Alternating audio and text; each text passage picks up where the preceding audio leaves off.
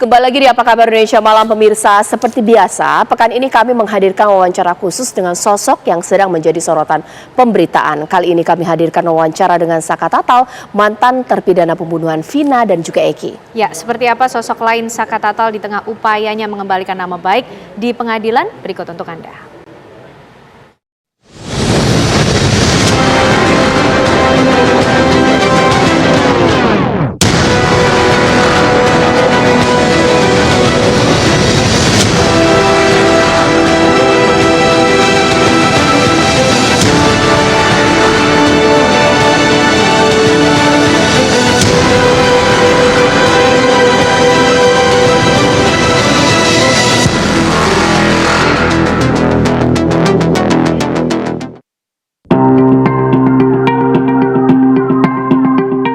Cirebon, kota di Provinsi Jawa Barat yang dikenal juga sebagai kota wali dan kota udang, mendadak menjadi sorotan publik. Dikarenakan kasus pembunuhan sepasang muda-mudi 8 tahun lalu yang kembali ke permukaan setelah beredarnya sebuah film Vina sebelum 7 hari. 8 orang terpaksa harus masuk bui karena diduga telah melakukan pengeroyokan hingga menghilangkan nyawa orang lain. Salah satunya Saka Tatal, seorang remaja yang pada saat itu berusia 15 tahun pun ikut terseret karena divonis terlibat dalam kasus pembunuhan Vina dan Eki di Jembatan Talun, Cirebon, Jawa Barat. Mantan narapidana dalam kasus pembunuhan Vina dan juga Eki yakni Saka Tatal saat ini sedang mengajukan PK atau peninjauan kembali. Dan saat ini saya juga akan mengajak Anda pemirsa untuk melihat bagaimana sebetulnya Saka Tatal ini kesehariannya, mengingat ada banyak sekali novum ataupun bukti-bukti baru yang diajukan oleh kuasa hukum.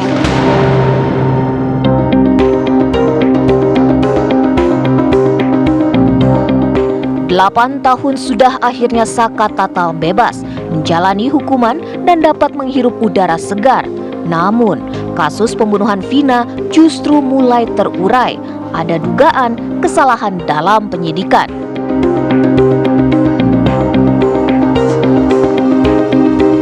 Saka yang telah bebas pun berjuang memperbaiki nama baiknya. Dengan bantuan kuasa hukumnya, Saka mengajukan peninjauan kembali atas kasusnya itu di Pengadilan Negeri Cirebon, Jawa Barat. Bagaimana keseharian Saka Tatal di belakang upaya hukumnya itu? Tim TV One, Reyhana Meziah dan juru kamera Teddy Suhendi mendatangi kediaman Saka Tatal di Kampung Saladara, Kelurahan Karya Mulya, Kecamatan Kesambi, Kota Cirebon, Jawa Barat.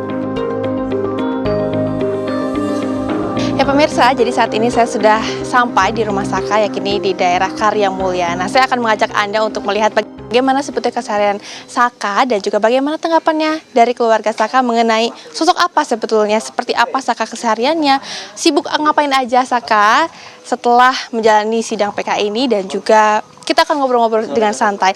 Nah, nampaknya di sore hari ini sudah ada Saka dan juga keluarganya. Assalamualaikum. Waalaikumsalam. Nah, Saka, aku izin duduk di sebelah kamu ya. Nah, Saka gimana kabarnya sore hari ini? Alhamdulillah sehat. Alhamdulillah sehat ya. Nah, Saka boleh dong diceritain gimana sih keseharian Saka setelah keluar dari penjara beberapa hari yang lalu, beberapa bulan yang lalu juga. Jadi beberapa hari yang lalu Saka kan nggak kerja juga, sekarang kan lagi ngurus-ngurus PK juga, jadi lagi sibuk ngurusin PK aja. Jadi nggak ada seharian kegiatan lah. Kalau kegiatan juga di rumah ya paling ikut teman-teman juga mainan layangan. Main layang-layang. Iya. Selain itu ada apa lagi mungkin? Iya, kalau malam ya main game. Main game. Iya. Nah, Saka makanan favoritnya apa sih? Ya kalau Saka sih kalau makan sih apa aja, yang penting makan ada nasinya aja. Makan ada nasinya ya. Nah, Saka ini mengulas sedikit nih mengenai kejadian beberapa tahun yang lalu. Seperti apa nih Saka untuk Saka mungkin? Ya kalau kejadian yang lalu ya Saka tuh nggak pernah melakukan apa yang dituduhkan. Terus juga Saka juga nggak pernah ada di TKP. Waktu itu kan Saka kan ada di rumah paman saya Sadikun. Setelah berapa hari tahu-tahu disuruh ngisi bensin tanggal 31 Agustus. Setelah ngisi bensin, motornya minta dianterin, tiba-tiba Eka Sandi sama yang lain udah ditangkep. Tujuan saya kan setelah ngisi bensin kan mau ngasihkan motor Eka Sandi. pas mau berhenti ya kondisi motor tuh masih nyala, langsung disikap dari belakang, langsung dibawa masuk mobil.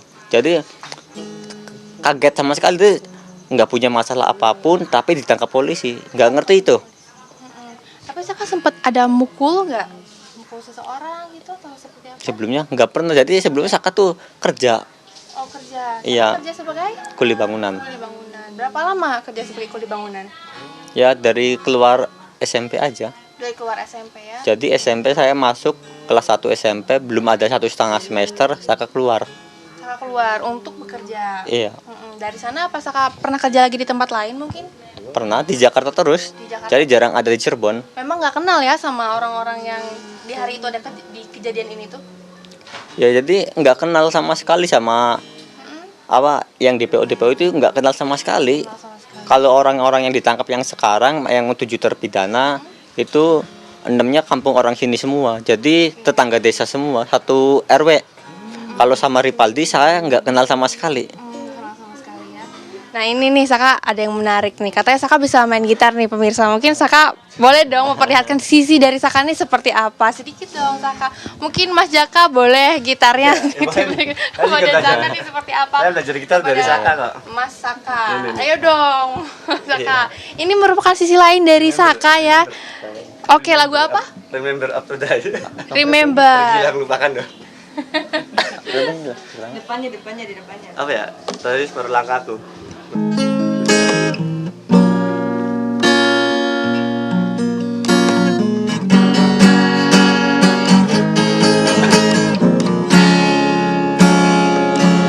Hari ini tak berarti.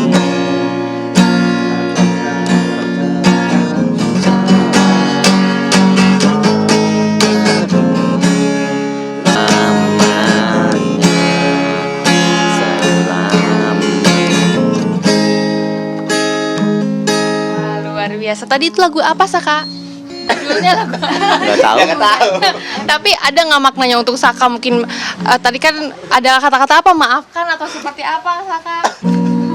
Ya, ya kali itu mah sekedar iseng doang, jadi gabut aja tuh, Gabut aja belajar. Berarti sekarang hobinya udah nemu dong selain main game, terus tadi main Dari dulu kan. layangan. Oh dari dulu memang bisa main gitar ya. Saya aja Malu-malu belajar. aja kali ya. Jadi dari dulu juga sebenarnya bisa, cuma kan sibuk kerja. Jadi buru-buru pengen main gitar, mikirin gitar gak ada duitnya. Nah terus ini Saka, tadi kan kita udah sedikit berhibur ya, menghibur diri mungkin. Nah ada nggak sih Saka luka masih membekas nih di diri Saka mengenai kejadian yang sebelumnya atau penganiayaan yang dilakukan? Ya kalau sebenarnya kalau luka itu mah kalau nggak ada yang ngomongin sih biasa aja. Saka tuh nggak dendam sama kali. Jadi kalau ada yang ngungkit-ngungkit tuh baru Saka emosi. Masih tinggi iya. kalau. Iya, emosinya masih tinggi berarti ya. Lama-lama kalau ada orang tak jejak sekalian. Yang sabar Saka, nggak apa-apa. Nanti kita nyanyi lagi lagu yang lain. Nanti kita Makanya kalau emosi tuh kalau ada orangnya langsung ya, walaupun orang lain juga bodo amat sih. Apa sih di penjara cuma kayak gitu doang? masih ada Trauma, kesel ya sedikit, trauma, trauma kesel. mungkin ya Saka Karena ya. kan dia nggak ngakuin tapi kenapa harus terjadi sama dia gitu. Nah ini juga menarik, mungkin saya juga akan sedikit berbincang dengan keluarga Saka juga. Di sini ada Mas Jaka dan juga ada Tete. Iya, permisi, punten. Nah saya akan ke Mas Jaka dulu kali ya. Nah Mas Jaka ini sosok Saka nih seperti apa sih untuk Mas Jaka? Kalau sosok Saka ya, ya adik aja, bisa adik. Ya saya emang nggak ini kurang apa namanya dulu kalau dia main selalu ikut. Cuma saya suruh ke rumah, udah di rumah aja biar anteng di rumah, mainnya di rumah. Kalau saya kan dulu tuh main tuh muter Kak. Ini kan ada beberapa RT tuh dari 1 sampai 5 saya tuh muter. Hampir yang seumuran sama saya tuh RW sini tuh kenal saya semua. Kenal. Iya. Makanya saya nggak mau adik saya tuh mainnya jauh gitu loh. Ibaratnya kan ya saya sayang sama adik saya, makanya nggak mau terjadi yang aneh-aneh gitu. Tapi emang Saka mainnya jauh-jauh Mas? Enggak sih, nggak pernah jauh, cuma nggak dibolehin sama saya. Dia juga nggak punya temen orang luar. Dia temen ya dia temen tuh teman saya juga, karena teman saya seperti Agus, si Opik, si Rere dan Beda lain-lain, berapa ada Adam. tahun sama Saka? Beda 3 tahun. Beda 3 tahun Iya. ya. Jadi ini Saka ini sebenarnya orangnya tuh jarang ini ya. Jarang bergaul. Iya, gitu ya. bergaul paling sama lingkungan sendiri aja, nggak pernah. Kalau Nggak sama pernah. orang tuanya gimana nih Mas Jaka? Mungkin kan Mas Jaka kan masih Iya. rumah, seperti apa? Sama mama juga nurut. Saka tuh sebenarnya nurut ya, ibaratnya. Apalagi sama saya, tahu sendiri lah, semua kakak kalau sama adik kan buat disuruh-suruh. Betul sekali. Iya. Kadang Nurut tapi kalau disuruh. nurut. Ini beliin es. Ini kan kalau waktu pulang tuh.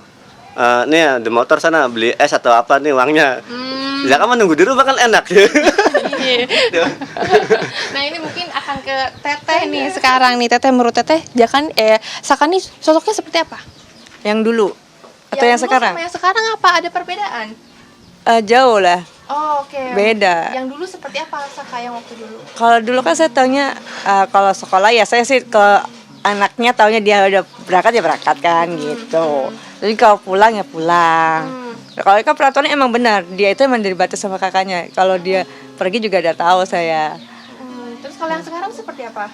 Kalau berhubung karena dia punya trauma ya, jadi kadang komunikasinya berbeda. Oh, seperti apa itu?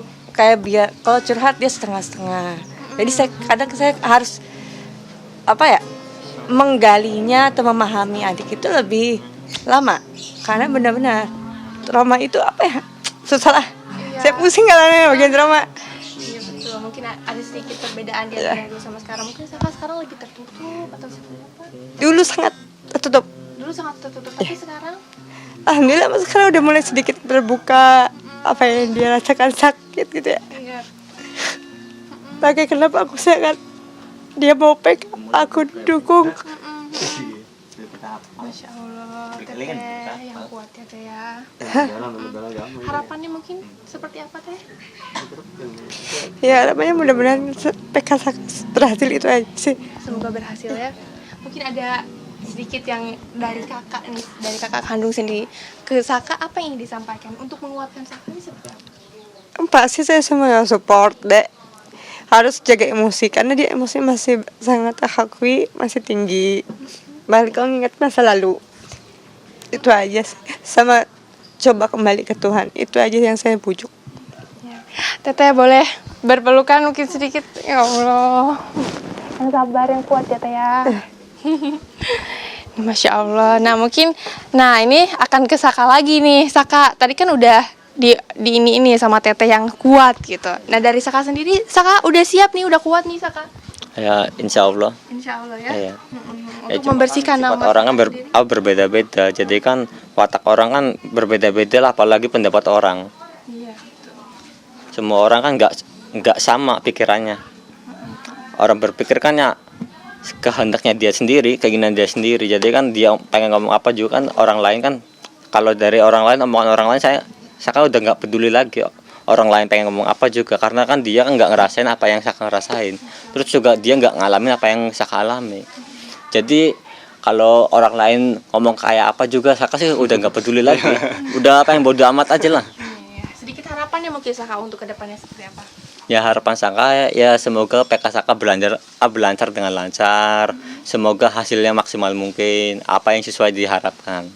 Saka ini cita-citanya mau jadi apa nih? Mungkin setelah nanti PK-nya berhasil, apakah akan mengejar cita-cita mungkin atau membuka usaha atau seperti apa? Ya kalau cita-cita sih dulu sih senangnya tuh main bola, cuma kan setelah ada masalah dengan polisi terus juga ditangkap polisi tanpa kesalahan apapun, cita-citanya tuh udah nggak mikirin cita-cita, jadinya pengen ngebanggain orang tua aja. Walaupun Saka cuma kerja kuli bangunan juga, yang penting Saka cari uang halal.